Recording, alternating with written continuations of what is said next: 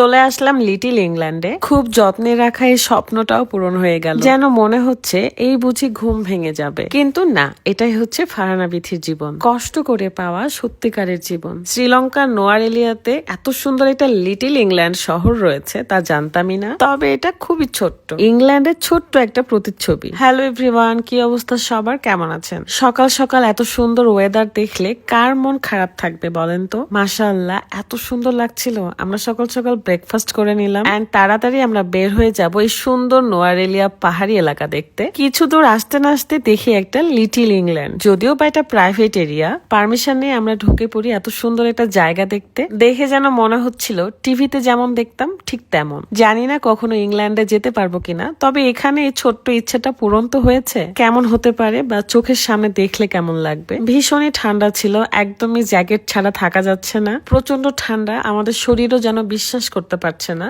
হঠাৎ করে গরম থেকে শীতকালে চলে আসলাম কিভাবে।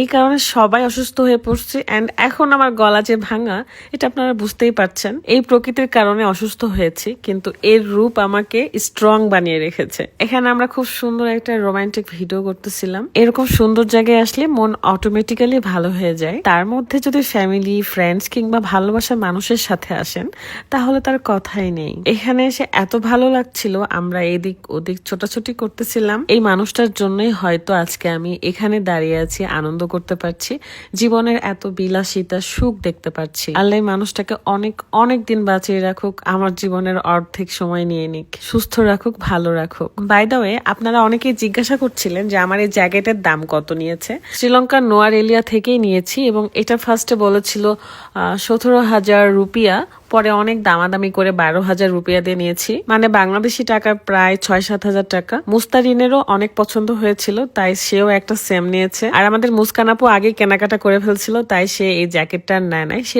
অনেক সুন্দর একটা রেড কালার জ্যাকেট নিয়েছে। আমার মুস্কান আপু এত বেশি কিউট, এত সুন্দর, সে অলওয়েজ টাইম কিউট থাকে। এখান থেকে আমরা বের হয়ে পড়বো। অনেকক্ষণ এখানে ছিলাম, যেহেতু প্রাইভেট এরিয়া তাই বেশিক্ষণ সময় কাটাতে পারি নাই, জাস্ট দেখে গিয়েছি কত সুন্দর হতে পারে একটা লিটল ইংল্যান্ডের এরিয়া, তাও আবার এই পাহাড়ি এলাকায়। আমি তো এটাই ভাবতেছিলাম যে পাহাড়ের রেল লাইন থেকে শুরু করে শহর, মার্কেট সবকিছু রয়েছে। দেখেন কত সুন্দর লাগছে, পেছনে পাহাড়, তার সাথে এই বাড়িগুলো। শীতকালীন দেশে বাড়িগুলো, ছাউনিগুলো এমনই হয়, মানে আমি সবসময় টিভিতে দেখেছি, শুনেছি, বাট এই প্রথমবার জীবনে নিজের চোখে দেখলাম। তারপর বের হয়ে গেলাম এবং বের হয়ে দেখি সুন্দর একটা রাস্তা ছিল।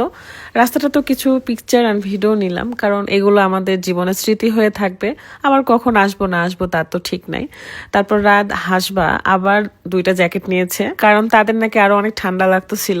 যাই হোক, আমরা এখানে বাবুল পেয়েছিলাম, বাবুল কিনেছি, খুবই ভালো লাগছিল, বাচ্চাদের মতো এখানে খেলা করতেছিলাম। আমরা এখানকার একটা লেকের ধারে যাব, সেখানে অনেক মজা হবে। ওখানে একটা রাইডও উঠেছি আমরা, সেটা ব্লগ আমি নেক্সট ভিডিওতে দিব, কারণ এখানে দিলে অনেক বড় হয়ে যাবে। এক একটা স্পটের এক এক রকম স্মৃতি থাকুক। সবাই ভালো থাকবেন, সুস্থ থাকবেন। আমি এখন বিদায় নিচ্ছি, আর আমার জন্য দোয়া করবেন যেন আমি সুস্থ হয়ে যাই তাড়াতাড়ি। সো ভালো থাকবেন, আল্লাহ হাফেজ।